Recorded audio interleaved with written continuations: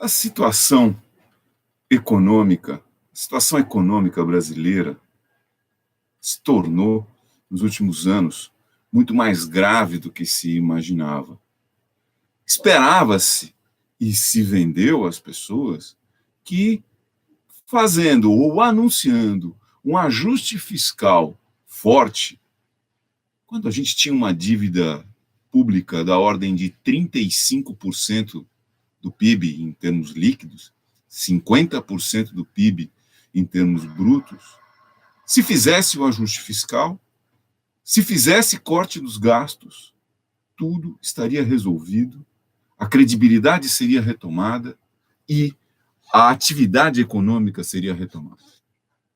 Iniciou-se de forma draconiana. Em 2015, os cortes nos gastos. A economia caiu. Em 2015, 2016, quase 8,5%. E a situação fiscal, que era uma situação relativamente administrável, o déficit primário em 2014 tinha sido praticamente zero, o déficit primário em 2015 cresceu enormemente, em 2016, sucessivamente, até atingir, em 2017, quase 200 bilhões de déficit primário, 200 mil milhões de déficit primário, 2 e pouco, 2 ponto alguma coisa por cento do PIB.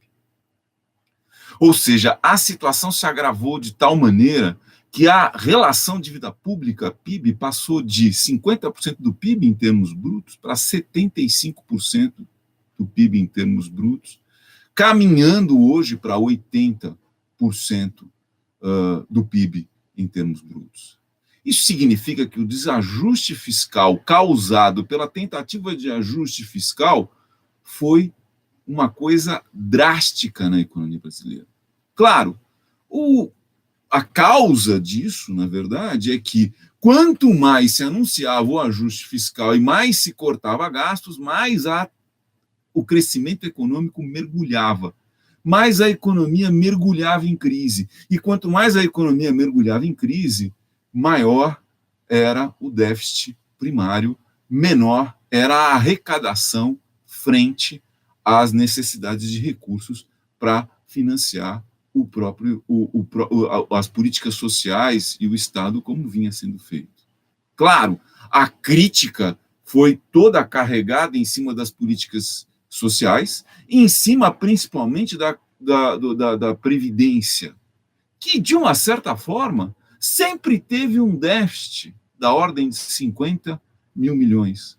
Mas esse déficit, com a desaceleração da economia, com a perda do emprego formal, o déficit na Previdência explodiu também para 200 mil milhões, de 50 para 200 mil milhões em questão de 2 anos. Isso por conta da fórmula de cálculo do déficit da Previdência. Se a gente calcular o déficit da Previdência exclusivamente sobre a contribuição salarial, que não é correto fazer esse cálculo, porque dezenas de outras contribuições entram no orçamento e no financiamento da Previdência, tanto pública quanto privada, que reduziria o déficit enormemente. Mas, como a conta é feita, essa conta de cálculo de déficit é feita exclusivamente com a arrecadação do mercado de trabalho, como o desemprego saiu, uma taxa de desemprego saiu em 2015 de 5%, 5% de taxa de desemprego para 12% hoje, ou 11,5%, 12% hoje, é óbvio que a arrecadação que financia dos próprios trabalhadores, que financia a Previdência, piorou muito. E o déficit, que por esse cálculo, que não é correto, mas mesmo por esse cálculo, que era de 50 bi, passou a ser 200 mil milhões.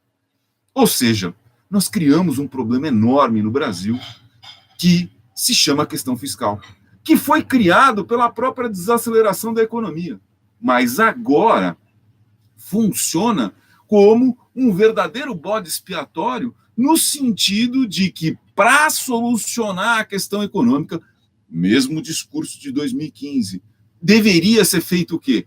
Corte de gastos.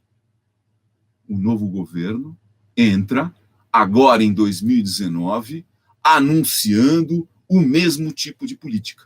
Vamos cortar gastos de forma mais radical, respeitando a política de teto do gasto, que é cortar drasticamente, e propondo uma reforma na Previdência como solução para todos os males.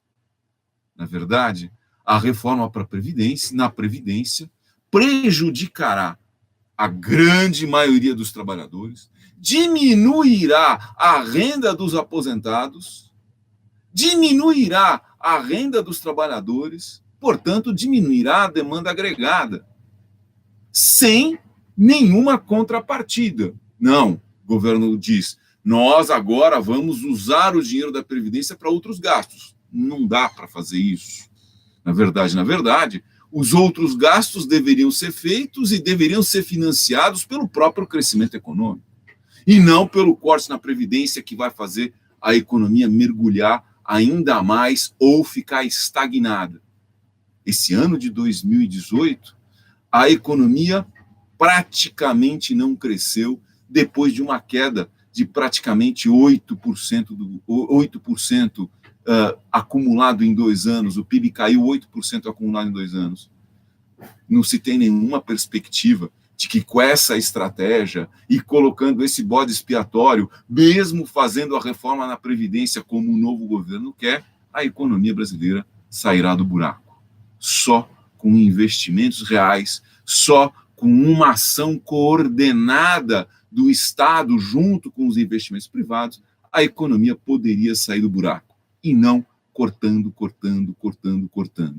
O Brasil continuará em uma situação muito ruim em 2019. Além disso, sem a gente entrar em muitos detalhes, a gente tem ainda o problema de legitimidade desse novo governo eleito frente aos escândalos de corrupção que estão se mostrando. Hoje, a gente não sabe exatamente como será o ano de 2019. Obrigado.